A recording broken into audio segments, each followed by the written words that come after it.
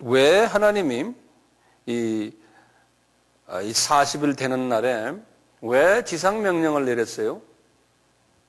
우리가 이제 지상명령 이렇게 내릴 때 보면은 그냥 단편적으로 이렇게 예수님이 내려서 나가서 많이 전하라 그러는갑다. 이제 그 말씀이지. 근데 이럴 때마다 우리는 항상 눈이 거기에만 이렇게 간다고요. 그럴 때 이제 눈을 좀 크게 뜨고 왜 이 명령을 내렸을까 하면은 다시 우리가 이제 쭉 해서 아브라함을 한번 돌아가 보는 거예요. 그 다음에 여자의 후손 창세기 3장 15절까지 가보면 이 말씀 때문에 지금 이 말씀을 이루시려고 하나님이 이 명령을 내리셨구나. 이쪽 전 뒤에 구약 전체를 한번 쫙 보는 연습하는 거예요. 그래서 지금까지 내가 구약에 관한 이야기를 쫙 했잖아요. 그러면서 이제 그게 뭡니까? 아브라함과의 계약이거든요. 하나님이 계약하신 것이 복음을 이제는 유대인에게만이 아니고 이방인에게 간다. 근데 이방인이 이제 복음을 받아가지고 이방인의 숫자를 늘린다 했잖아요. 여기 지상명령 아까 1장 8절에 보면 똑같아요. 유대인에게 가는 게 뭡니까? 예루살렘이야. 그렇죠? 그리고는 그 온 유다 하면은 그것도 유대인이죠. 그렇죠?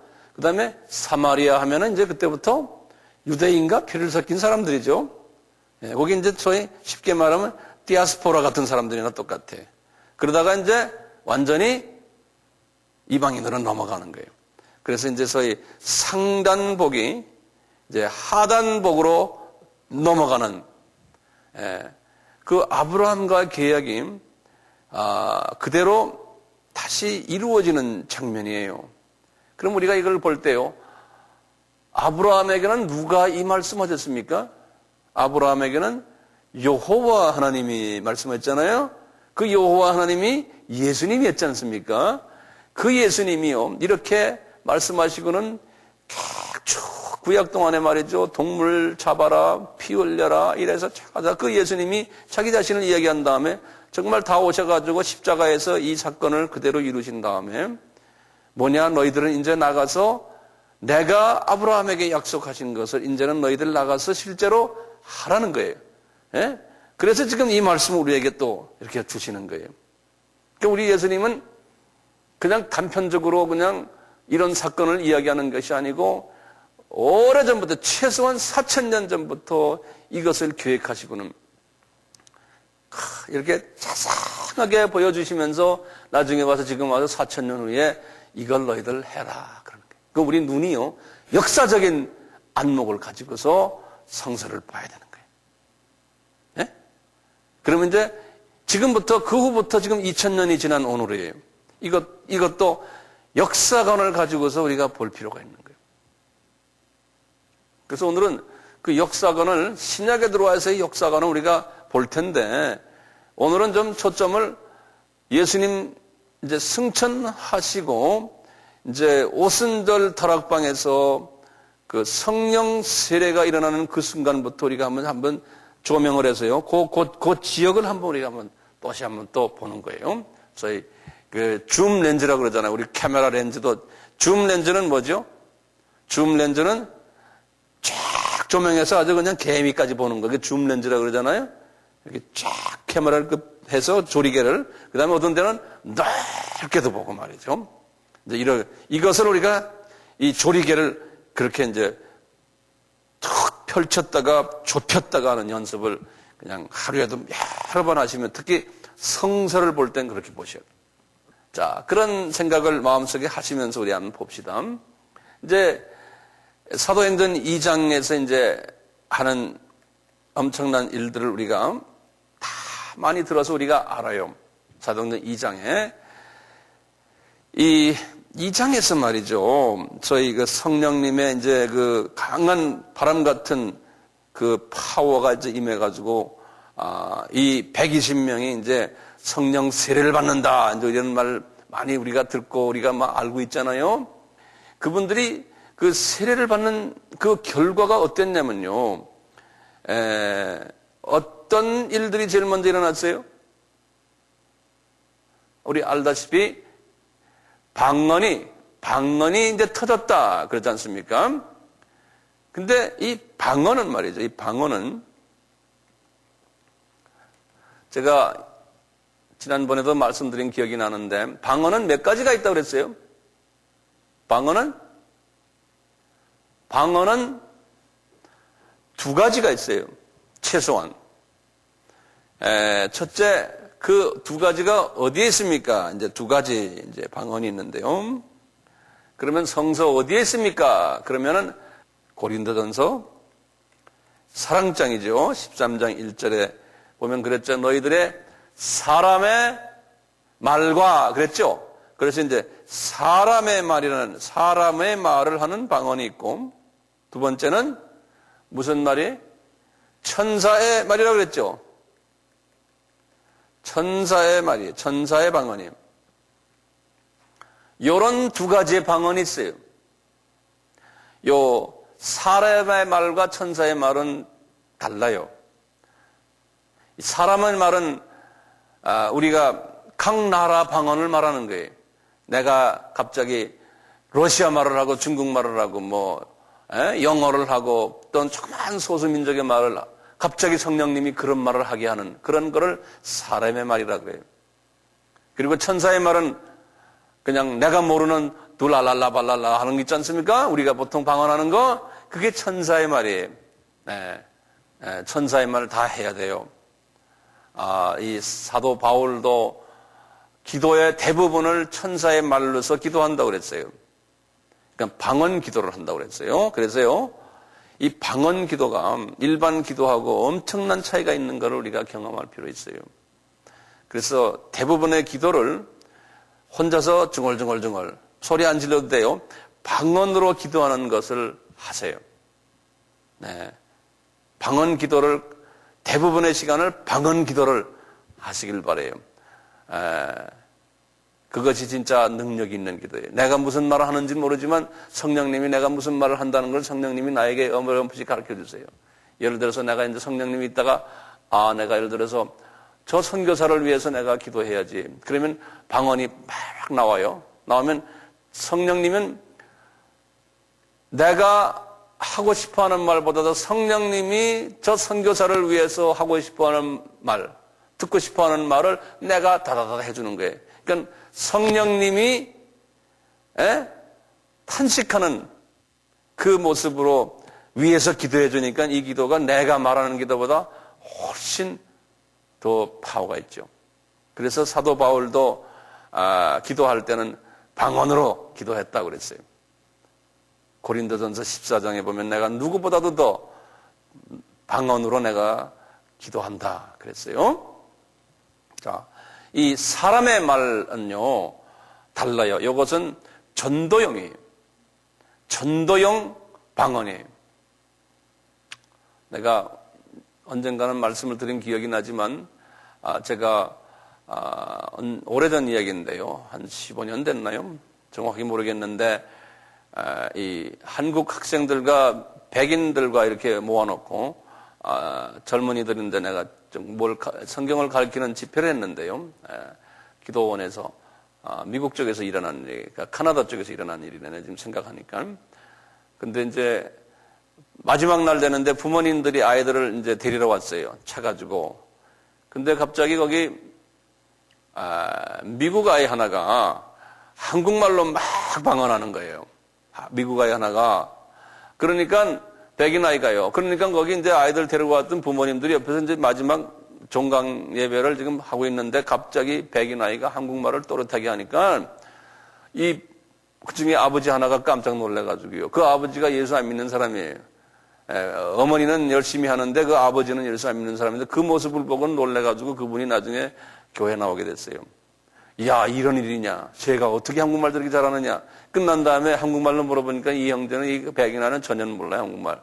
성령님이 그렇게 만드셔서 그분을 주님께 인도하기 위해서 그런 역사를 일으킨 걸 우리가 볼 수 있었어요.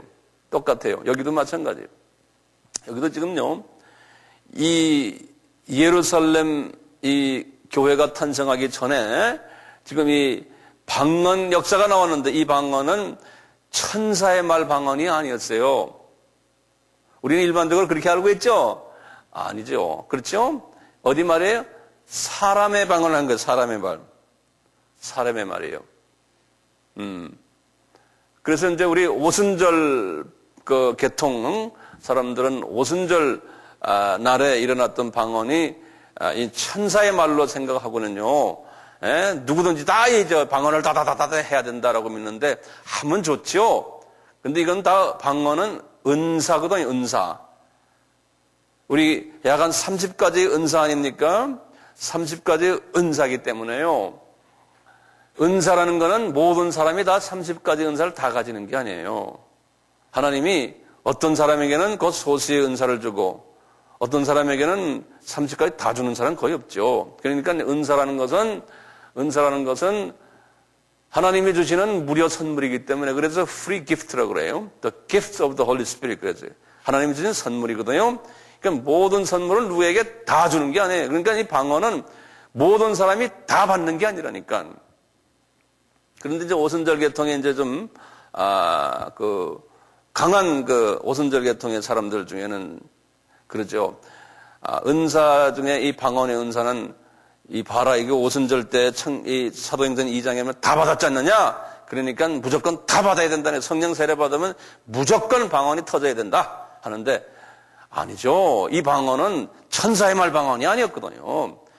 전도형 방언이었거든요. 네.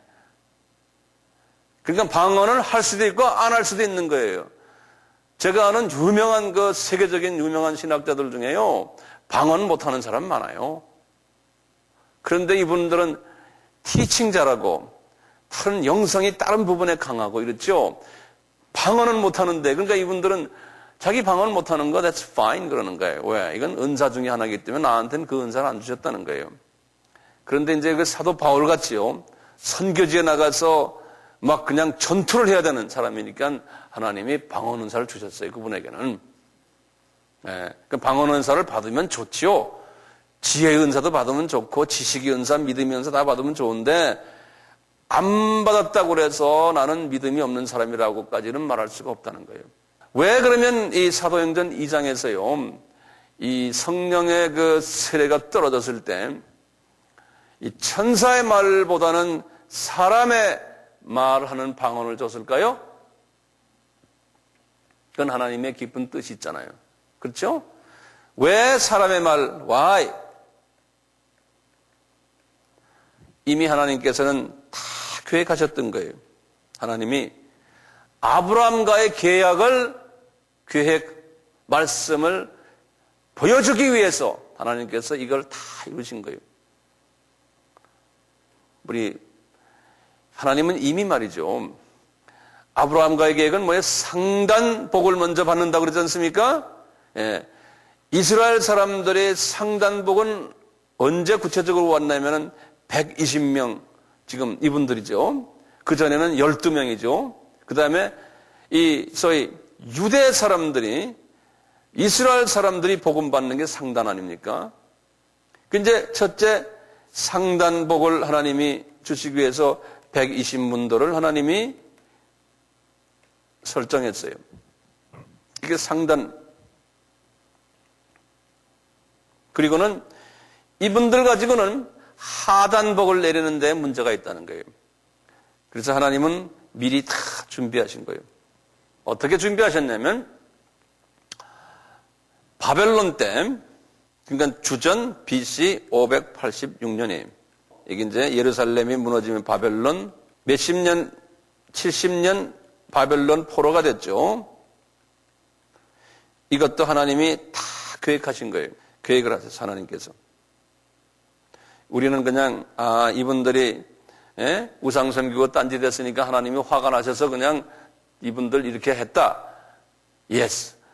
우상 섬기게 한 것도 하나님이 어떻게 보면 다 하나님의 의도 속에서 하신 거예요. 인간의 그 약한 점을 하나님이 잡으셔가지고. 그래서 나중에 가서는 그분들을 다시 다 그렇게 실수했지만 다시 들어서 하나님의 영광을 위해서 쓰시는 거예요. 우리도 마찬가지 아니에요. 우리도 지금 매일 죄 짓잖아요.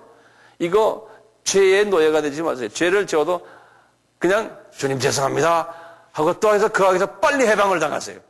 예? 그리고 또 지으면 또 해방당하시고 계속이요. 거기에 눌려있으면 안 돼요. 하나님은 어떤 때는 나를 하여금 죄를 자꾸 짓게 만드세요. 실수도 하게 하시고. 왜냐? 그래서 해방당하잖아요. 그러면 주님의 은혜가 너무합니다 하고 더 겸손해지는 거죠.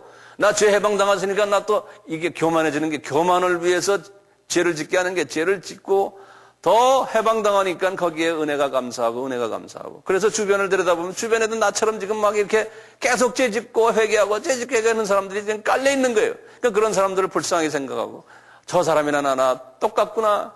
그러니 용서해주자 하고 이런 마음이 들어오는 거예요. 율법의 마음에서 어떤 마음으로 변해요? 은혜의 마음으로 변하는 거예요. 그러니까 죄를 안 짓는 사람은 그건 무서운 사람이 돼버려요. 똑같이요. 이스라엘 사람도 이렇게 실수하게 해가지고 하나님이 바벨론으로 쫓아내버리는 거예요. 70년 동안 하나님께서 그게 다 계획이었어요. 인간의 그 약한 점을 하나님이 들으셔가지고 쫓아냈잖아요. 쫓아낼 때 이스라엘 사람들이 바벨론으로 얼마나 갔냐면 거의 대부분이 다 갔거든요. 그 당시에 출애굽한 사람들만 약 한 200명 되니까. 그러니까 이스라엘 사람들이 그때 인구가 얼마냐? 내 생각엔 약 한 300만 원 넘었을 것 같아요. 예? 최소한 300만 명의 이스라엘 사람들이 전부 포로로 잡혀갔어요. 그래서 바벨론 왕국이니까 지금의 이란, 아니 지금의 이락, 사우디아라비아, 시리아 이 지역에 전부가 그분들이 통치하던 바벨론 왕국이었거든요. 이스라엘 말할 거 없고 이 중동 전역을 말이죠. 이스라엘 사람들은 하나님이 다 흐트러버린 거예요. 흐트러버리고 70년 동안 그냥 외방에 가서 끝이나게 하다가 나중에 70년이 딱 됐을 때 이스라엘 나라에 들어온 사람들은 5만 명밖에 안 돼요. 5만 명. 5만 명밖에 안 돼요. 그러니까요, 300만 명 정도 나갔던 분들 중에서 5만 명만 들어왔으니 말이죠. 나머지 분들은 다 어디 갔겠어요? 전부 중동 지역을 흩어져서 살았어요. 이스라엘로 돌아가는 여유를 다 줬고 다 하나님이 기회도 줬는데 안 돌아갔어요. 이스라엘 사람들이. 그것도 하나님이 계획이에요. 왜 안 돌아갔을까요? 이분들은 이미 벌써 70년이면 말이에요. 70년이면 어떻게 되냐면은 이스라엘 문화를 다 잊어버릴 때예요, 후손들이. 일본 교포들 보세요. 그렇잖아요. 여기 가까이 사는데도 일본 교포들 보세요. 70년 됐습니까? 우리나라가 한일 합방되고 70년 넘었잖아요. 예? 예. 그러니까 보세요. 일본 교포들 식이 돼버리는 게. 일본 사람이 이제는. 예? 그것이 똑같아요. 70년 정도 지나가면 벌써 3세, 4세가 나오거든요.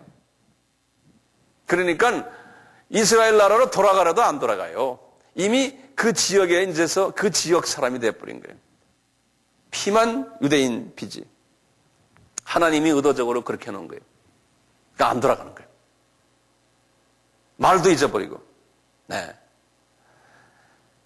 그러면서 디아스포라들이 된 거예요. 디아스포라들이. 그래서 우리가 그걸 흩어진 유대인들을 디아스포라라고 그러죠.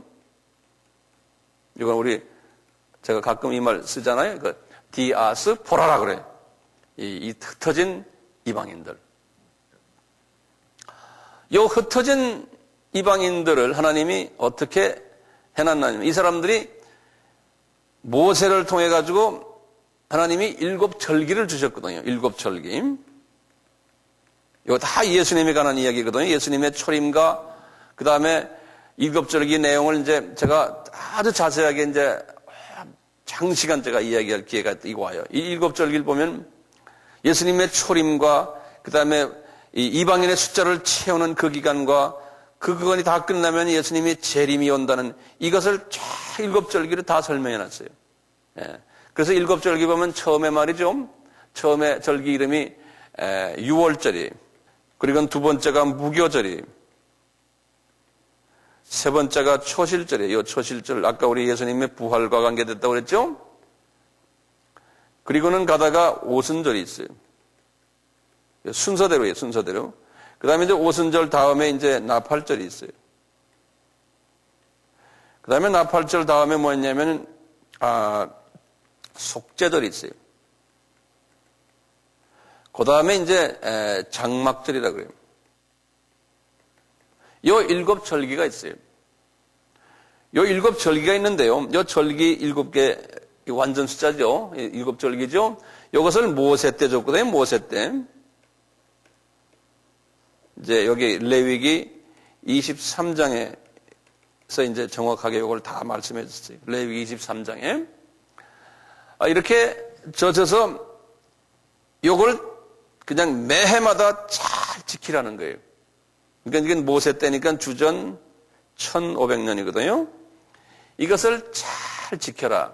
잘 지켜라. 그래서 해마다 계속 이 절기들을 따라가면서 지키는 거예요. 지키는데 예수님이 이제 오셨어요. 예수님 딱 오시니까 이스라엘 사람들이 해마다 이 절기들을 지키는 거예요. 날짜에 맞춰가지고 말이죠. 우리 예수님도 유대 법에 의해서 본인이 시킨 절기인데 모세한테 본인도 갈릴리에 계시다가 이 절기가 되면 갈릴리에서 예루살렘으로 본인도 내려오셔가지고 이 절기를 지키시는 거예요. 우리 다 알지 않습니까? 사복음서에 나오잖아요. 예. 특히 이 7절기 중에서 이 3대 절기가 있어요. 중요한 3대 절기. 그것이 이제 첫째가 6월절이에요. 그리고 오순절이, 그 다음에 마지막 절기는 장막절이에요. 요 세 절기를 3대 절기라 그래요. 3대 절기라고요. 신명기 16장 16절에 보면 그렇게 써 있어요. 또는 역대하 8장 13절에 보면은 그렇게 써 있어요. 3대 절기. 요 3대 절기는요, 무슨 일이 있더라도 이분들이 예루살렘에 와가지고 이 절기를 지켜야 돼요. 아주 신앙심이 있는 분들은. 네. 이렇게 하나님께서 명령을 내려놨어요. 무슨 일이 있더라도. 그래서 이 신앙심이 있는 분들을, 이 디아스포라나 또는 유대인 본토에 있는 사람이나 신앙심이 있는 사람들을 뭐라고 불렀냐면 경건한 사람들 그렇게 불렀어요. 절기를 지키기 위해서 예루살렘에 최소한 1년에 한 3번 정도 방문하는 사람들이에요. 그러니까 신앙심이 깊었던 분들이에요. 그래서 경건한 유대인들 또는 경건한 사람들 그래요. 하나님이 요 유대인 중에서 소수 디아스포라들을 하나님이 그분들에게 관심을 갖고 계셨어요. 왜냐하면 이제 예수 그리스도가 누군지를 알리는 그 일을 맡을 사람들이에요.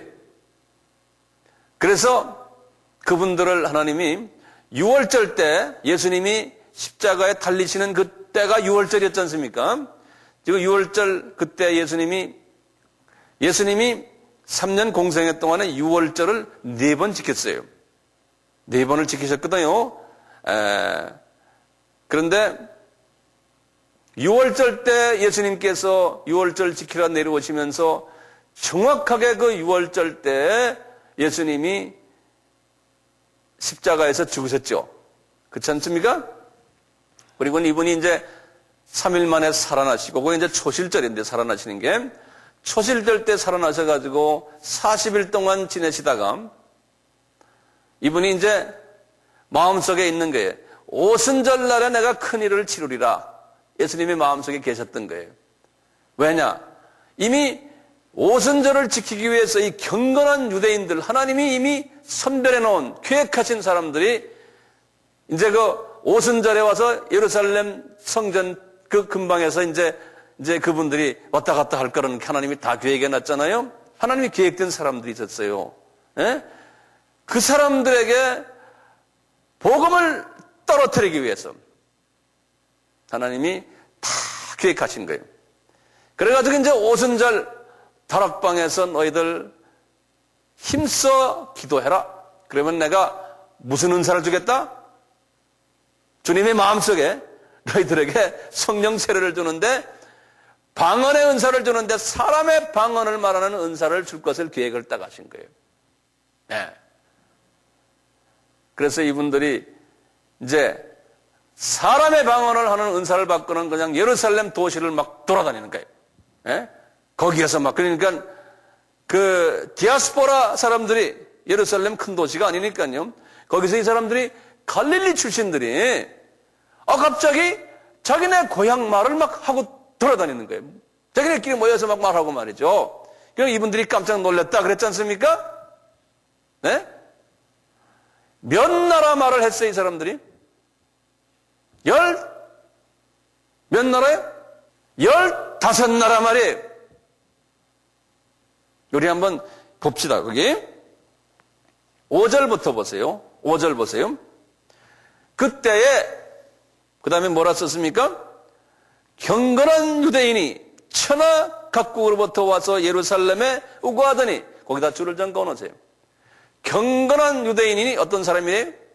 디아스포라 중에서도 아주 신앙심이 좋은, 하나님이 특별히 관심을 두는 사람들을 지금 이야기하는 거예요. 이분들이, 경건한 유대인들이 천하 각국으로부터, 천하 각국이라 그러면 한국까지 이야기하는 게 아닙니다. 그 당시에 그 지역에 흩어져 있는 유대인 나라의 그 주변국들을 이야기하는 거예요. 예루살렘에 우거하더니 이 소리가 나매 큰 무리가 모여 각각 자기의 방언으로 제자들이 말하는 것을 듣고 소동하여, 그러니까 이 120명이 어떤 그 한 군데 소리 지르는 소리를 이분들이 아마 들었던 모양이에요. 그러니까 우리가 각 사람의 난 것 방언으로 듣게 되는 것이 어찌미요? 그러면서 이제 그 나라 이름들이 쫙 나와요. 한번 우리가 귀에 익은 나라들이지만 한번 봅시다. 바데인과, 바데는 어디냐면 북이란이에요. 북이란. 바데라는 데가요. 네. 파티안 그랬어요. 이제 북이란을 말해요. 그 다음에 메데인과, 메데는 이란과 이락에 흩어져 살았던 구르드족을 메데인이라고 그래요. 구르드족이라고 제가 지난번 한 말씀 드렸죠. 이 구르드족에서 누가 나왔습니까? 동방박사, 메자이 그러죠. M-A-G-I, 이 메데인이에요. 메데인과 엘람인과, 엘람은 페르시아 사람들을, 페르시아만 있는 고기를 엘람이라고 해서 지금 이란을 이야기해요. 메소포타미아는 이란의 북쪽으로 약간 있는 쪽에, 이란 사람들이라고 생각하시면 돼요. 죄송합니다. 이락이요. 그 다음에 유대와, 이제 갑바도기아는 터키 지방이에요. 본도도 터키고, 아시아도 터키고, 부르기아, 밤빌리아, 이거는 이제, 이스라엘의 북쪽과 그 시리아 있는 그쪽 동네. 그 다음에 애굽은 알죠? 구레네가 어디입니까? 리비아. 그렇죠? 구레네 시몬 생각나죠? 이게 리비아예요. 그 다음에 구레네에 가까운 리비아 여러 지방에 사는 사람들과 로마로부터 온 나그네 곧 유대인과 유대교에 들어온 사람들과 그 다음에 그레데인과 아라비아인들 우리 각 방언으로 그들이 이렇게 큰 소리로 지르는 것이 웬일인고 그러는 거예요. 이게 전부 따지면 15개 나라예요. 그러니까 하나님은 지금 이미 이 복음이 말이죠. 이분들을 통해서 15개 주변 나라로 갈 것을 준비하신 거예요. 15개의 주변 나라로 갈 것을. 지금 누구의 계약이 이루어지기 위해서 지금 이런 사건이 일어납니까? 아브라함과의 계약입니다. 자꾸 그걸 잊어버리지 마세요. 아브라함과의 계약을 이루어지기 위해서. 아브라함과의 계약은 뭡니까? 유대인이 복음받고 유대인의 사람들을 통해서 이방이 복을 받아서 이방 사람들의 숫자가 차면은 나중에 다시 유대인이 다시 돌아오고 주님의 재림이 온다는 그 하늘의 하나님의 그 하나의 대원칙이 있어요. 그것을 이루시기 위해서 지금 하나님이 이 일을 하는 거예요. 예. 우리에게 지금 이방 형제 자매들이 여기 왜 옵니까? 뭘 이루기 위해서요? 아브라함과의 계약을 이루시기 위해서 이렇게 하는 거예요. 우리나라에 왜 이방 사람들이 이렇게 많이 모여듭니까? 갑자기? 장사하는 사람들 생각에는 이거 뭐 우리가 지금 젊은이들이 공장에 잘 안 들어가니까 할 수 없이 지금 이렇게 온다라고 생각해. 하나님이 역사 속에서 지금 그걸 다 이루고 있는 거예요. 네. 지금 전 세계는요, 인구 이동을 해요, 지금 전 세계가. 이 아브라함과 계약을 이루기 위해서. 복음이 안 들어가 있는 나라에서요, 그 나라가 가난하게 살게 만들어 놓고 하나님께서요, 거기에서 하나님이 선별하신 똑똑한 사람들을, 비자와 여권과 비자를 받게 해가지고 복음이 있는 나라 쪽으로 옮겨오고 있어요. 그래서 유럽과 미국으로 옮겨오고 있어요. 남쪽에 아프리카와 중동 사람들. 그리고는 남미 사람들을 미국 쪽으로 옮겨오고 있고요. 그리고 아시아 사람들은 이 동쪽으로 옮겨오는데 한국 쪽으로 옮겨오고 있어요. 일본도 마찬가지. 일본 쪽으로도 가고 있어요. 홍콩도 많이 가고 싱가포르도 많이 가요, 지금요. 근데 거기에 기독교인들이 그분들을 상대로 복음을 전해요. 자기 나라에 있으면은 복음을 잘 받지를 않는 사람들이 이렇게 떠나면은 복음을 받아요. 똑같이 이제 우리나라에 지금 약 한 20만 명, 30만 명 외국인들 왔다고 그러잖아요. 그 사람들을 하나님이 지금 복음화를 시키시는 거 아닙니까? 그래서 우리나라의 많은 교회들이 그 이방인들 지금 이렇게 주일날 되면은 자기 교회에 데려와서 이제 한국말이지만 또 서투른 영어지만 그분들에게 복음을 전하고 있지 않습니까? 그건 하나님의 크신 뜻이거든요. 저는 이 나라에 와가지고 그걸 제가 벌써 10몇 년 전에 제가 그걸 보았어요. 이거 해야 된다. 근데 우리는 이 사람들 중에 정말 풀타임으로 하나님 일할 사람들 우리가 불러다가 복음 전해야지. 그래서 하나님이 종을 만들어서 자기 나라에 보내야지. 저는 그것을 비전을 10년 전에 딱 봤어요. 그런데 하나님께서 때가 되니까 그걸 우리에게 주셨잖아요. 그걸 지금 하고 있잖아요. 예? 하고 있는데 여러분들은 말이에요. 복도 많은 사람들이에요.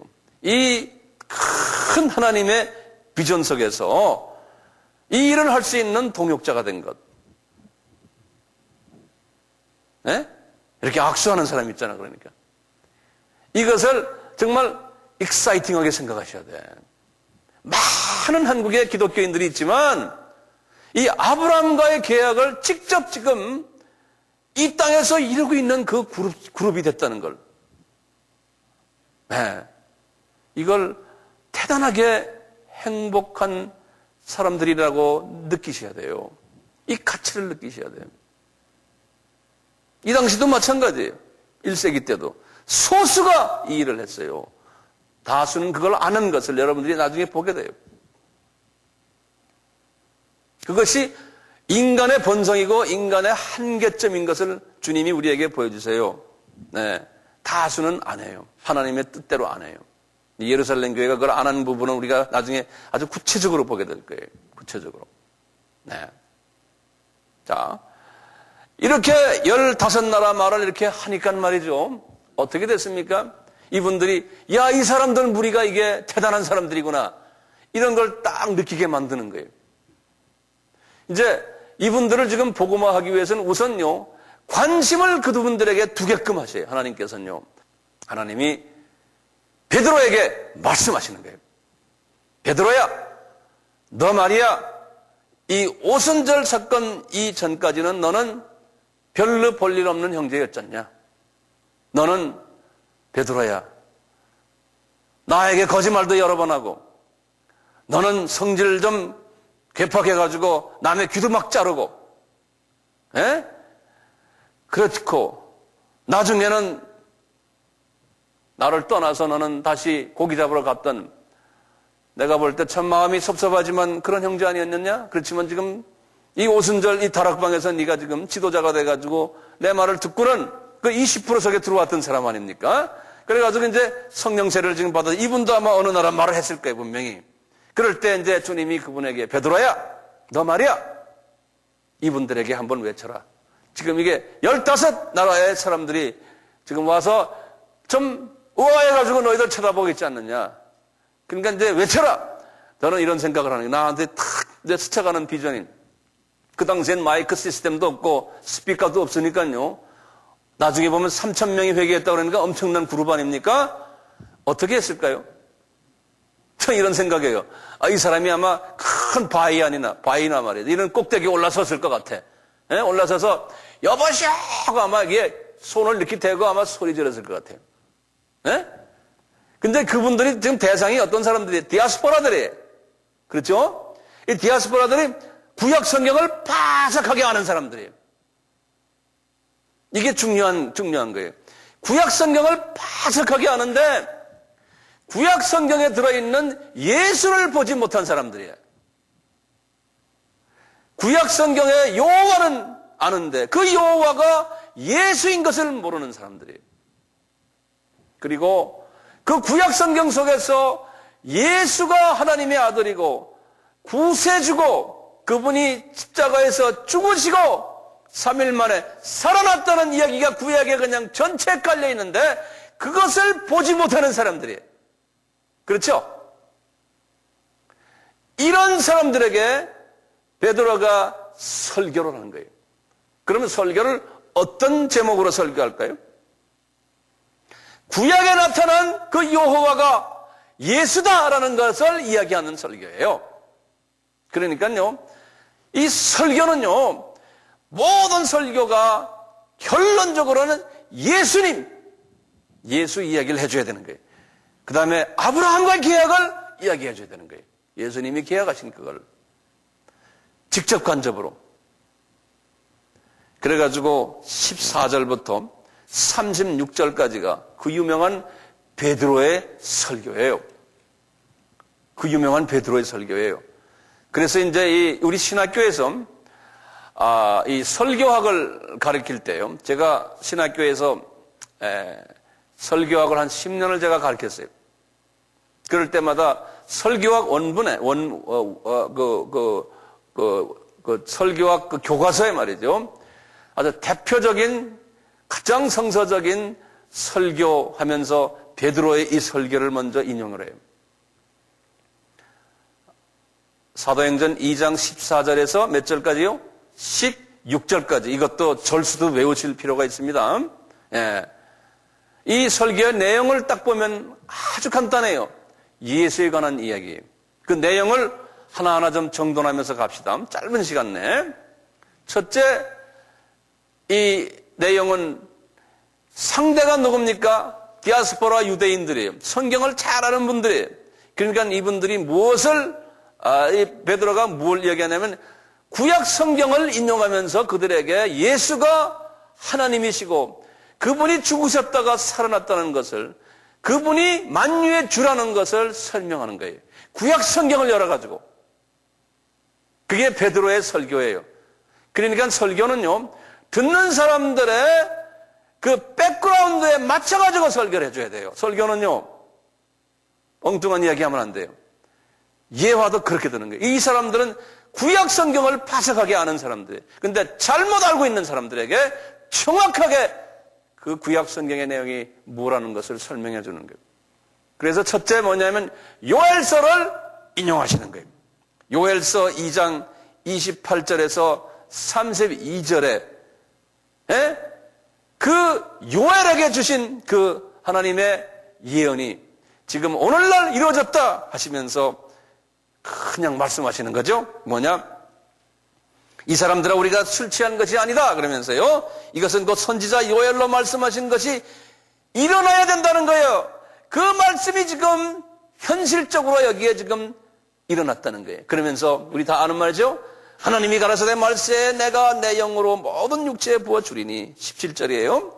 너희의 자녀들은 예언할 것이요 너희의 젊은이들은 환상을 보고 너희의 늙은이들은 꿈을 꾸리니 그때 내가 내 영으로 내 남종과 여종들에게 부어주리니 너희가 예언할 것이요. 이러면서 쫙 요엘서 지금 2장 28절에서 몇 절이요? 32절의 말씀을 그냥 인용하는 거예요.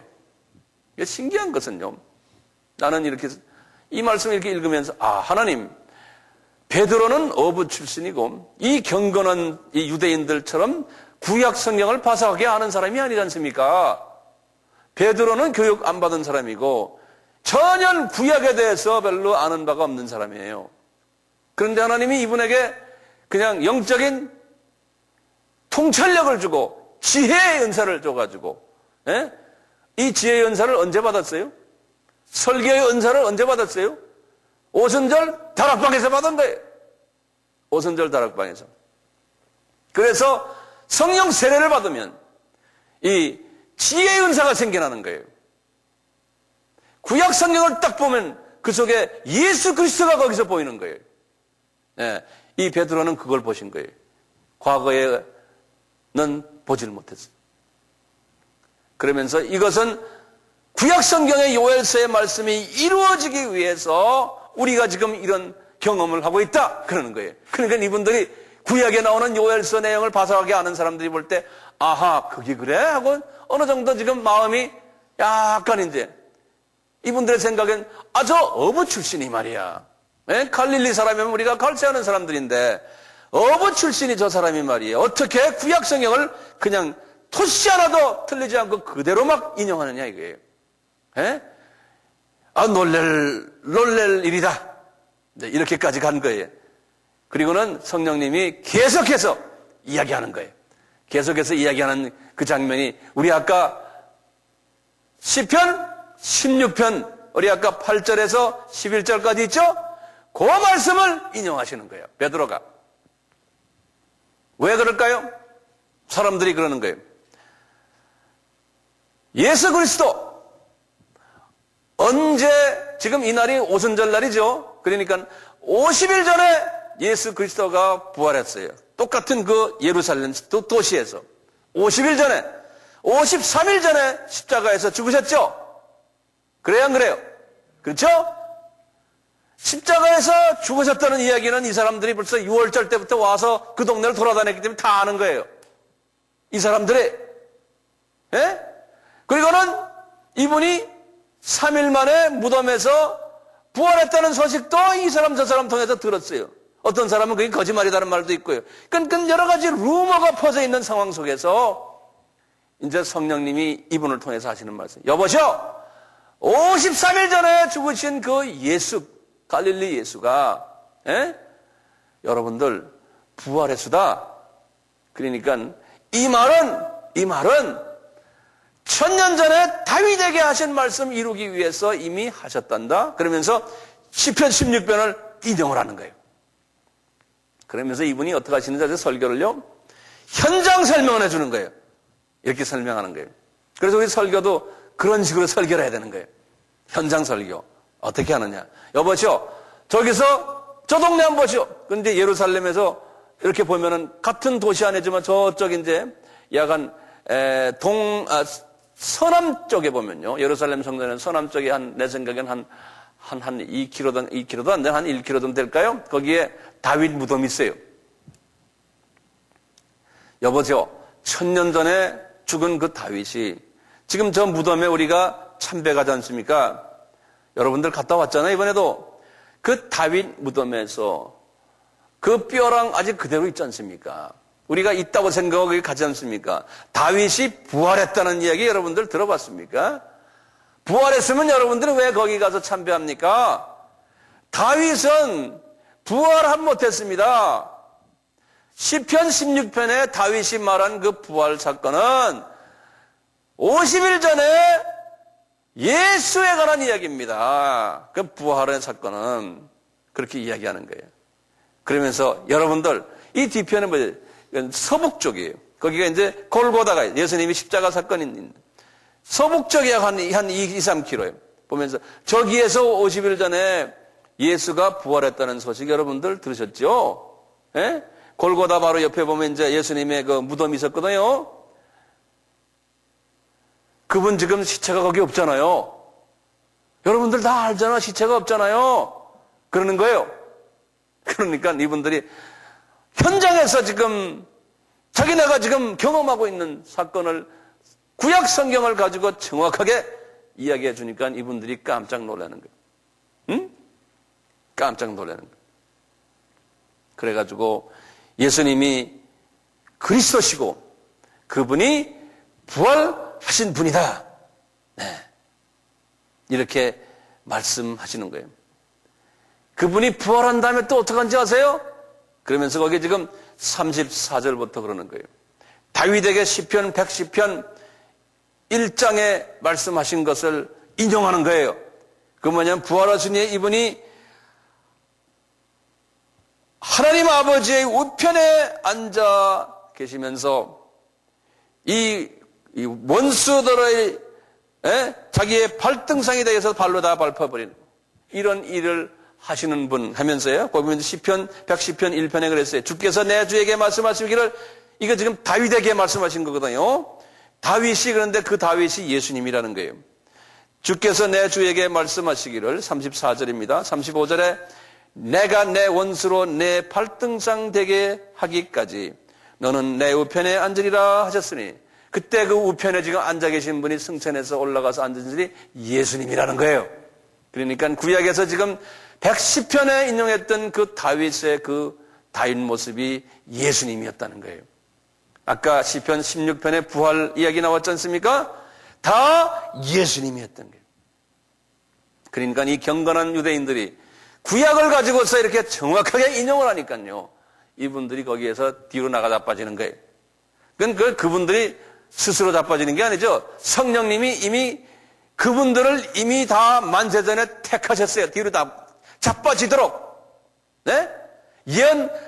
이미 택하시고 예정하셔가지고 예루살렘에 보내셔서 오순절 사건을 통해서 이방말로 방언하도록 하고, 이분들로 하여금 마음문을 열고서 베드로의 설교 속에서 완전히 예수 그리스도를 다시 재조명하게 되고, 그리스도가 예수님이고 예수님이 그리스도였다는 것을, 기름과 부름을 받으신 하나님의 아들이라는 것을 확인케 하는 거예요.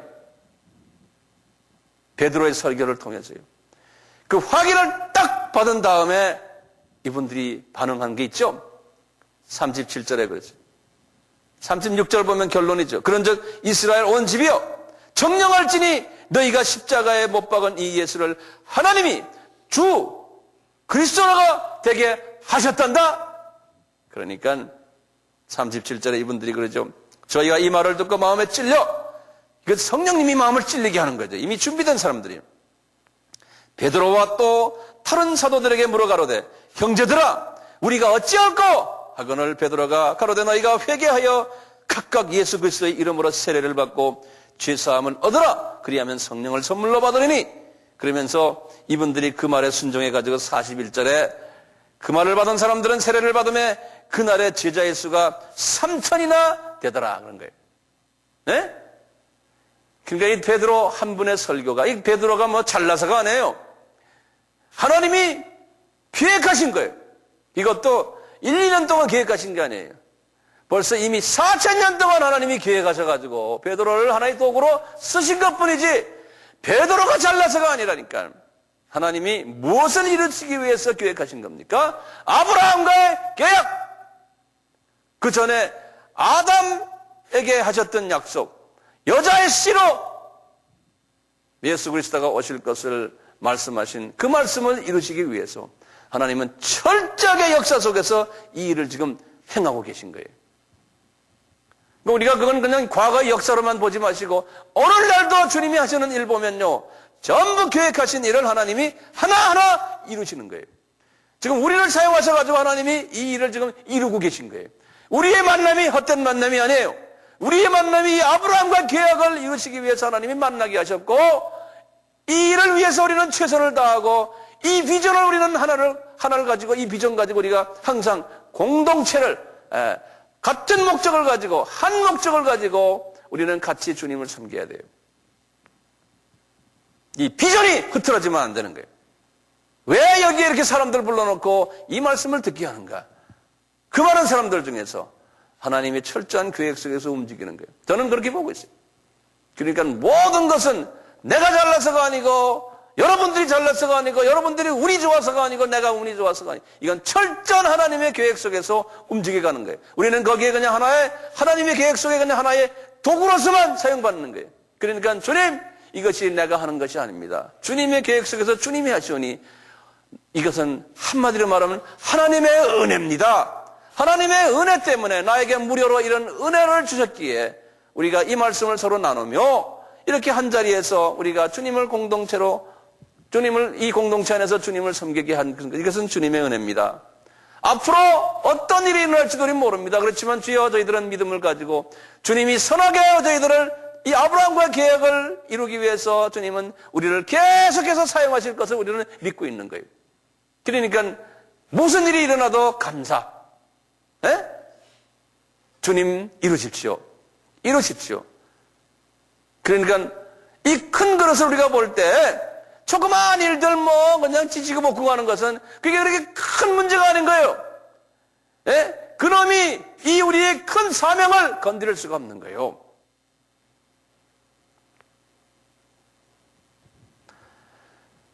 이렇게 해서 예루살렘 교회가 이제 생겨난 거예요. 예? 그런데 이제 중요한 부분이 있어요. 이 예루살렘 교회가요, 이제 숫자가 3,000명인데 어른들만 남자만 세거든요. 남자만요. 아이들과 부인 뭐 어머니 친척 이렇게 다 따지면 한 15,000명에서 2만 명 되는 교회가 된 거예요. 이제 이걸 잘 보세요. 이 예루살렘 교회가요, 어떤 특성이 있었냐면은 첫째요, 대형 교회였어요. 대형 교회. 두 번째는요, 예루살렘 교회는요, 열심 있는 도시 교회예요. 도시 시골 교회가 아니에요. 열심 있는 도시 교회예요. 거기에다가요, 모범 교회. 세 번째는 뭐였냐면요, 이 교회는 지도자들이요, 성령의 은사를 받은 사람들이었어요. 지도자들이. 그래서 어떤 은사를 가졌냐면 가르치는 은사를 가졌어요. 기도 열심히 하는 은사. 그 다음에 기사와 이적을 일으키는 은사. 전도 잘하는 은사. 그 다음에 열심히 모이는 교인들이었어요. 거기다가 찬송을 뜨겁게 하는 사람들이었어요. 그리고 불쌍한 이웃을 돕는 사람들이었어요. 사회봉사를 잘했어요. 그래서 교계 안에서나 또는 그 당시엔 교계가 없었죠. 교회 하나밖에 없었으니까요. 주변에 그 예루살렘 도시에서요, 칭송을 받았다고 그랬어요. 존경받은 그러한 교회였어요. 그리고는 날로 구원받는 사람을 더하게 했으니까 교회 성장이 아주 그냥 급속도로 교회 성장이 이루어졌던 교회예요. 이게 예루살렘 교회예요. 그러니까 모든 우리 크리스천들은요, 이 예루살렘 교회처럼 되려고 다 비전을 가지고 있어요. 교회 안에 프로그램도 좋았고 좋은 크리스천들도 많이 모여 있고, 그래서 보통 우리 목사님들이 어느 교회 부흥회 가면은 지금 사도행전 2장 42절에서부터 47절의 말씀 가지고 부흥회 인도를 많이 해요. 왜냐하면 여러분들 교회 이렇게 되십시오 하고 예루살렘 교회처럼 되라고요. 우리 그 말씀 한번 읽어볼까요? 42절부터 제가 읽을게요. 보세요. 저희가 사도의 가르침을 받아, 성경 공부하는 거예요. 서로 교제하며 교인들끼리 서로 좋아해요. 떡을 떼며 서로 식사도 자주 하고 기도하기를 전혀 힘쓰는 교회예요. 사람마다 두려워하는데 사도들로 인하여 기사와 표적이 막 일어나니까 목사님이 그냥 손만 얹으면 막 기적이 일어나고 그냥 병자 일어나고 말이에요. 방언 터지고 막 굉장한 교회예요. 지금 오늘날도 이런 교회들 많죠? 44절에 믿는 사람이 다 함께 모여 모든 물건을 서로 통용하고 니 거 내 거 없어요. 재산과 소유를 팔아 각 사람의 필요에 따라 나눠주고 날마다 마음을 같이하여 성전에 모이기를 힘쓰고 집에서 떡을 떼며, 이건 구역예배. 영어로는 from house to house 그랬어요. 다시 말하면 가정교회나 또는 구정예배예요. 이걸 잘했어요. 그래서 집에서 떡을 떼며 기쁨과 순전한 마음으로 음식을 먹고 하나님을 찬미하며 또 온 백성이 칭송을 받으니, 그 지역의 모든 사람들에게 칭송을 받으니 주께서 구원받는 사람들을 날마다 더하게 하시더라. 이게 예루살렘 교회. 예루살렘 교회의 특성이 이거예요. 대부분의 오늘날의 교회들이 이 예루살렘 교회처럼 되기를 원해요. 그래서 교회 성장하는 사람들은 예루살렘 교회 이렇게 하면은 우리 교회 성장한다는 거예요. 이렇게 지금 교인이 한 2만 명 가까이 되는 이 교회가요, 계속해서 사람들이 들어오는 거예요. 이 교회가. 네. 그런데 하나님이 이 예루살렘 교회를 아브라함과의 계약적인 측면에서 볼 때는 별로 좋아하지 않았어요. 왜냐하면 하나님의 뜻이 한 교회가 이렇게 커져가지고 엄청난 규모를 가지고 파워를 가진 교회가 되는 걸 하나님이 원치 않으셨어요. 왜냐하면 사람이 모여서 예수 이름으로 이렇게 커지면은 나중에 딴짓을 한다는 거예요. 사람은. 그게 사람이요. 그게 왜냐하면 우리는 피조물이기 때문에 그래요. 피조물은 뭐가 좀 커지면은, 많아지면은, 존경받으면은 나중에 하나님도 사랑하지만 똑같이 지금 우상을 또 따르게 돼 있어요. 그래서 과거 구약의 이스라엘 사람들을 통해서 하나님이 우리에게 그걸 보여주는 거예요. 너희들 이렇게 하지 말아라. 그걸 거울처럼 보여주는 거예요. 예? 그런데 똑같이 또 그러는 거예요. 이 예루살렘 교회가요, 이런 특성을 가지고 있어요. 그러니까 주님께서는 예루살렘 교회를 하나님이 사랑하는 교회지만, 기독교 역사의 첫 교회지만, 하나님의 마음에는 너희들 이런 부분에서 약하다. 왜 예루살렘 교회를 보여주시냐면요, 하나님은 봐라, 인간의 약한 부분이 여기에 있다. 앞으로 이제 내가 예수님이 말씀이 내가 재림할 때까지 많은 교회들이 이 예루살렘 교회처럼 될 것이다라는 것을 보여주세요. 로마 카톨릭의 교회들이 이런 스타일이었어요. 개혁을 한 후에, 종교개혁을 한 후에 많은 교회들이 이 스타일이었어요. 그러니까 가다가 다 쇠퇴해버려요. 영적으로 쇠퇴해버려요.